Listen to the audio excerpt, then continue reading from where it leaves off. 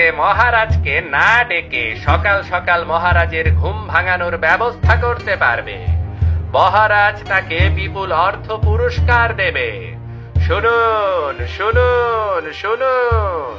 আরে বাহ, এই রাজ্যে প্রবেশ করতে না করতেই সুসংবাদ পেলাম। যাই যাই, তাড়াতাড়ি মহারাজের কাছে যাই।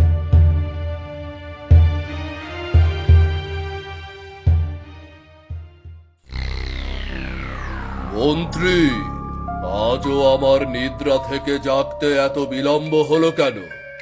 এভাবে প্রতিদিন বিলম্ব করে রাজসভায় আসলে রাজ্য কি করে চলবে? মহারাজ, আপনি তো আপনার নিদ্রাভঙ্গের ওপর নিষেধাজ্ঞা আরোপ করেছেন মহারাজ। কেউ যদি ডেকে আপনার নিদ্রাভঙ্গ করে তাহলে তো আপনি তাকে কঠিন শাস্তি দেবেন মহারাজ। হ্যাঁ, নিষেধাজ্ঞা আরোপ করেছে, তাই বলে তুমি মন্ত্রী হয়ে